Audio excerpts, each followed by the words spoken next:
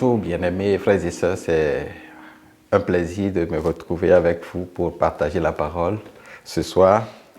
Le sujet que j'ai sur le cœur, que je voudrais partager avec vous, je l'intitule « Avançons ensemble vers la cité céleste ». Avançons ensemble vers la cité céleste. Et quand j'évoque ce thème, c'est la première image qui me vient à l'esprit, c'est la marche des enfants d'Israël lorsqu'ils sont sortis de l'Égypte pour la terre promise Canaan. Vous imaginez, c'était une foule nombreuse qui était dirigée par Moïse. Et ils sont partis ensemble. Ils avançaient, ils marchaient ensemble dans une certaine discipline. Et c'est vraiment inspirant. Cette discipline a fait que même l'ennemi qui est allé à leur trousse par la suite, je veux dire le pharaon et sa troupe, ils n'ont pas pu les atteindre. Ils n'ont pas pu atteindre un seul d'entre eux. Et lorsqu'ils s'étaient retrouvés devant l'obstacle, la mer Rouge, Dieu a frayé le chemin et ils sont tous passés ensemble dans l'union.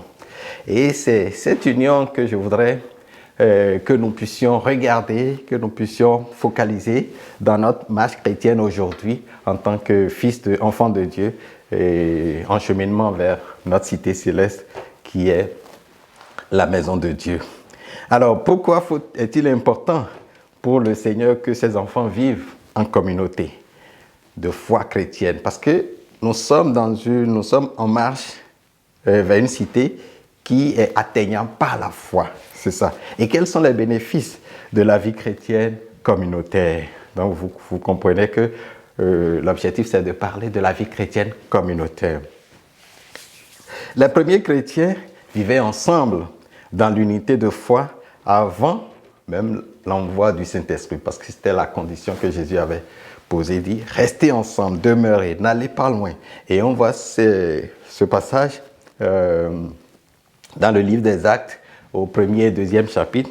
Je vais me dispenser de vous lire, mais vous pouvez relire les deux chapitres. Vous allez voir combien la vie communautaire des premiers chrétiens était tellement marquante.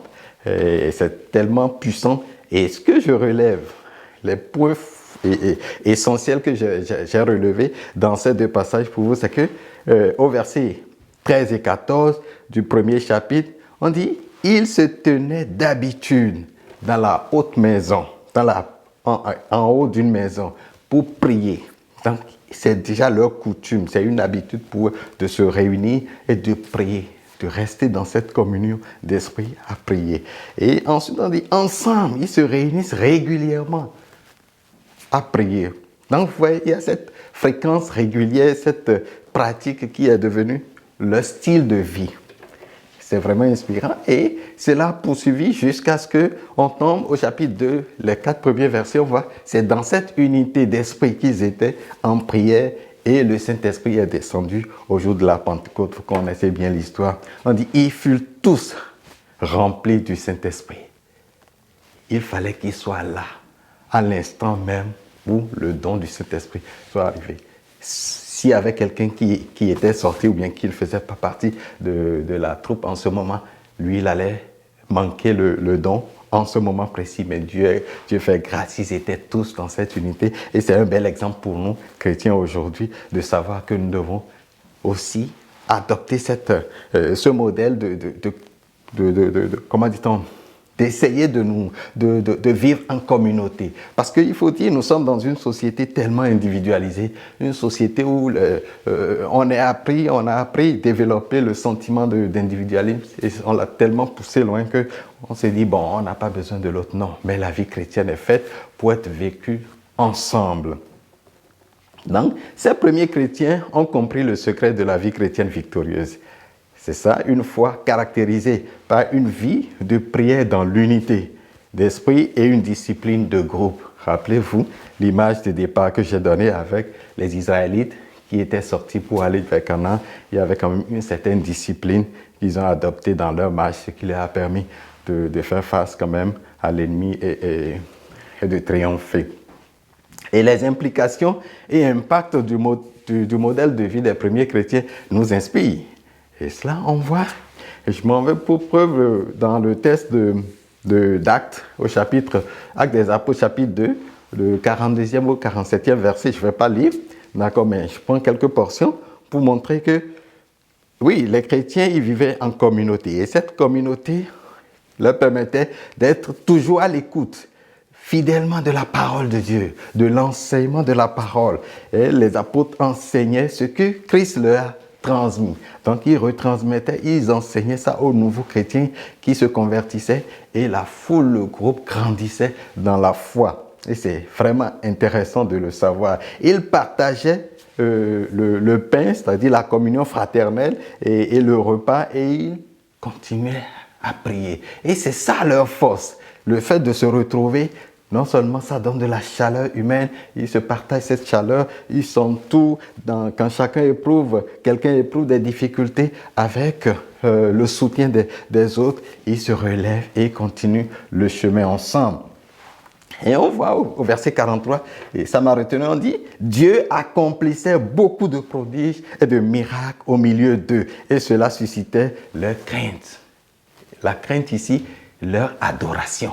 Parce qu'ils étaient davantage émerveillés de savoir, mais ce Dieu qui ne les laisse pas et qui démontre son amour, qui fait grandir son amour dans leur cœur, ils deviennent davantage admiratifs de l'amour de Dieu. Et c'est ce que nous devons faire aujourd'hui également en tant que chrétiens qui sont en marche vers la cité céleste. Nous avons besoin de découvrir Dieu chaque jour. Et pour le découvrir, il faut que nous soyons toujours en contact de lui. Oui, nous avons une vie personnelle de dévotion, mais c'est encore plus bénissant lorsque nous retrouvons au milieu des frères et sœurs dans l'église ou bien dans des groupes de prière pour communier ensemble. On dit, ils louaient Dieu au verset 47 et ils étaient estimés par tout le monde. Leur vie inspirait les gens, disaient, mais comment ces gens, ils arrivent à vivre comme ça? Qu'est-ce qui fait leur force? Donc, ils sont devenus des sujets d'admiration aux yeux de gens de leur temps. C'est important de le savoir. On dit, nous pouvons retenir de ce passage que la force des premiers chrétiens était dans leur union, dans la foi. Chacun puisait sa force dans la vie d'ensemble. C'est fondamental ça. Cela devrait nous inspirer aujourd'hui, toi et moi. Où puisons-nous notre force spirituelle aujourd'hui? Est-ce que notre union dépasse les murs de la bâtisse de l'Église? Ah, c'est important de le savoir. Ce n'est pas seulement lorsque nous nous retrouvons entre les quatre murs de l'Église que nous manifestons notre amour et notre union. Non, notre union doit aller au-delà des limites de la bâtisse de l'Église. Nous devons vivre en unité d'esprit et d'âme partout où nous sommes. Et gloire soit rendue au Seigneur qui aujourd'hui, par la technologie, nous donne quand même la grâce de continuer à maintenir des liens d'amour, des liens de communion entre nous, même à distance. Alors, est-ce qu'aujourd'hui, ce modèle des premiers chrétiens doit nous inspirer? Je vais dire la réponse pour moi, et je pense que c'est pour vous aussi. La réponse est oui. Car les Écritures nous signalent que les temps sont mauvais. Les temps sont mauvais. De plus en plus que nous nous approchons de la fin, la Bible dit la fin de toutes choses est proche.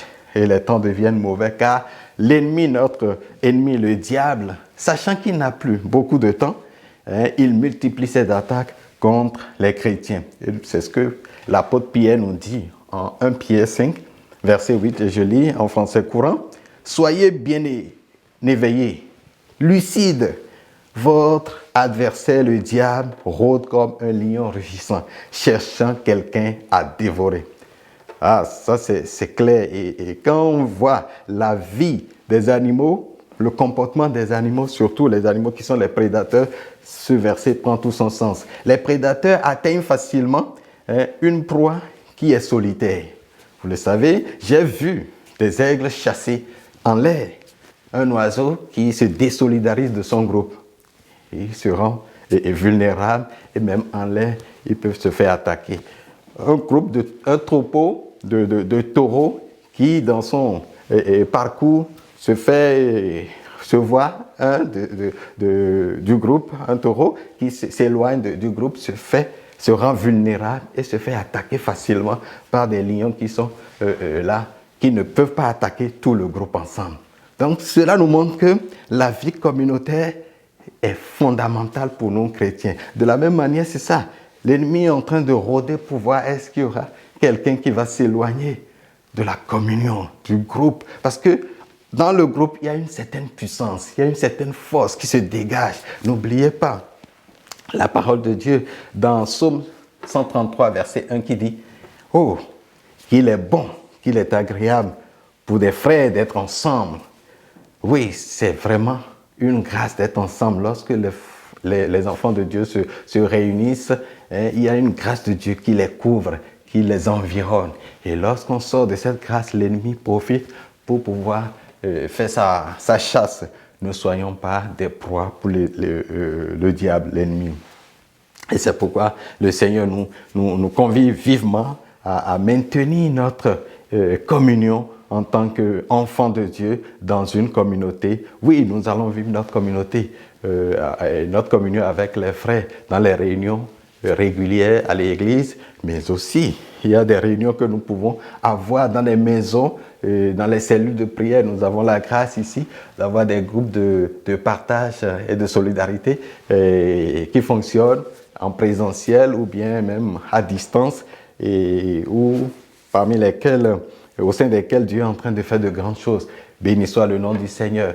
Nous avons intérêt à participer à ces activités au sein de ces groupes où nous pouvons avoir des moments de partage, de prière, d'adoration ensemble et toutes choses pour galvaniser notre foi afin de nous donner du tonus pour continuer la marche. Parce que la marche chrétienne, oui, elle est vraiment jonchée d'embûches, mais grâce au Seigneur, nous pouvons toujours arriver à destination, frères et sœurs. Alors, tu peux être je peux être, tu peux être, et ensemble, nous pouvons être des acteurs de la fraternité, d'une fraternité contagieuse, je veux dire, dans un univers, dans un monde où la solidarité est vraiment, ça se dit, mais ça ne se vit pas réellement, parce que c'est l'individualisme. Mais Dieu nous veut ensemble, afin que, comme la parole le dit, ça soit comme une bénédiction qui jaillisse et qui atteigne la société, et qu'au travers de notre vie, les gens puissent venir à Christ pour venir chercher. Mais qu'est-ce qui fait votre secret? On dit, mais notre secret, comme les premiers chrétiens, c'est la vie en Christ, c'est notre foi. Bien-aimés, et qu'est-ce que ça donne, l'effet? Quand je vois les chrétiens, les premiers chrétiens réunis après, quand ils ont continué à parler, à évangéliser, le groupe s'agrandissait, et on peut voir un exemple formidable, une image formidable dans Actes chapitre 4, du 24e au 31e verset. Je ne vais pas le lire, je vous résume. Mais les chrétiens, ils parlaient et déjà la persécution a commencé. La persécution a commencé contre eux et ils se sont dit, mais qu'est-ce qu'on va faire? Ils ont prié l'Éternel. Ils ont prié l'Éternel. Et quand vous allez lire le passage, vous allez voir, on voit que le résultat de cette prière est tellement impressionnant. C'est impressionnant parce qu'ils étaient dans l'accord, dans la prière. Les premiers chrétiens face à la persécution, ils ont pu solliciter l'intervention de Dieu et Dieu a intervenu. Quand ils ont prié, l'endroit était rempli par la puissance du Saint-Esprit et commençait à trembler. Et ils furent tous remplis à nouveau du Saint-Esprit, ce qui leur donne la force de continuer, malgré la persécution, à avancer. Waouh, c'est impressionnant d'être ensemble, d'être connectés les uns aux autres dans la foi et de marcher ensemble. Et c'est ce que nous voulons, c'est ce que le Seigneur nous veut. Nous avons beaucoup de témoignages où même à travers les prières dans les groupes de partage et de solidarité, nos GPS, des vies sont transformées, des gens sont guéris, des miracles se produisent. Donc c'est pour dire que nous avons besoin en tant que chrétiens de cheminer ensemble avec d'autres chrétiens, avec d'autres frères et sœurs pour partager notre foi, afin de se supporter, de porter les fardeaux les uns des autres. Et c'est ce que le Seigneur nous recommande. Nous ne sommes pas appelés à venir chauffer les bancs tous les dimanches seulement, ou bien à être des chrétiens de dimanche. Non. Le Seigneur nous veut dans une relation avec lui et entre nous aussi. D'accord? C'est une relation verticale et horizontale entre nous. Oh, et c'est cela que nous devons vivre chaque jour. Et c'est en cela que Dieu va se glorifier. Dieu veut se glorifier au travers de nos relations entre nous et nos prochains. Et c'est de cette manière également que nous contribuons à l'expansion du royaume de Jésus. D'accord? Donc, nous rendons grâce au Seigneur pour cette opportunité et je voudrais vous inviter, frères et sœurs, à saisir cette opportunité.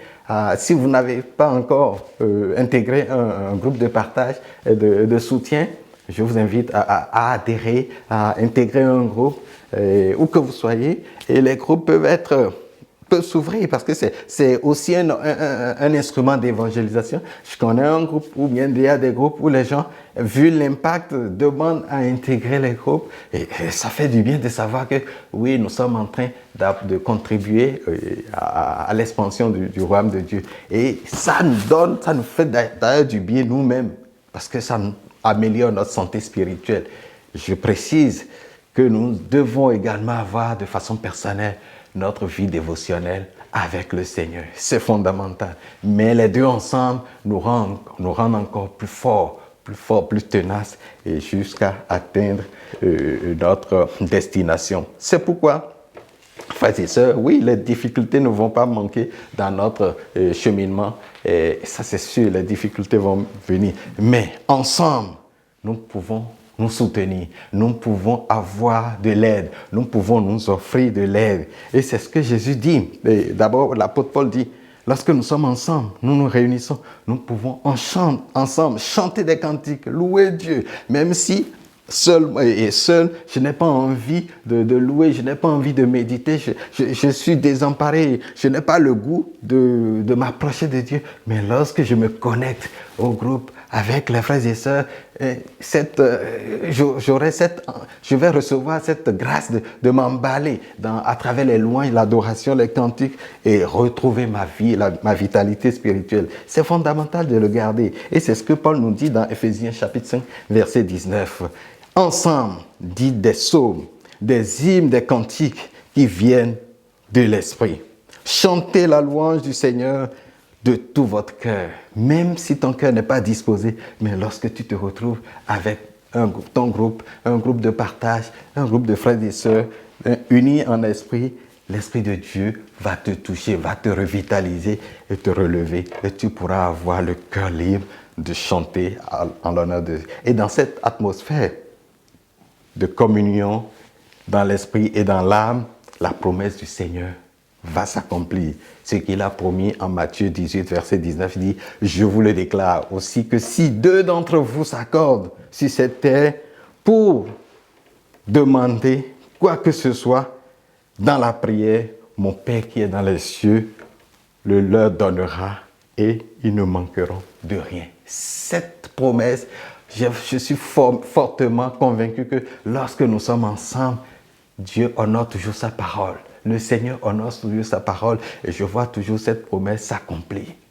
Donc nous avons tout à gagner. Oui, bien sûr, vous avez passé déjà plus de 20 ans, 40 ans dans la vie chrétienne. Oui, vous connaissez tout ça. Mais c'est encore un défi de se reconnecter, d'entretenir cette relation fraternelle avec d'autres, avec les plus jeunes, avec les gens de votre âge, et de toujours cheminer. Ne pas se laisser aller dans la solitude, ne pas cheminer seul, au risque de se rendre vulnérable. Le Seigneur ne nous veut pas seuls. Il veut que nous soyons connectés pour que le monde sache que oui, unis dans l'amour de Dieu, nous sommes des conquérants pour le royaume. Soyez bénis, frères et sœurs. Soyez bénis. Saisissez cette occasion pour vous connecter à un groupe. Merci.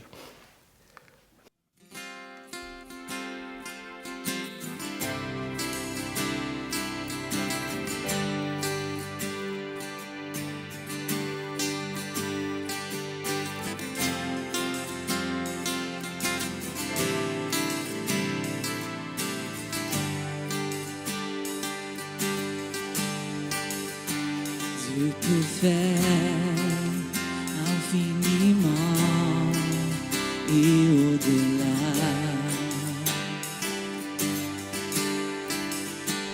plus que tout ce que nous demandons imaginons.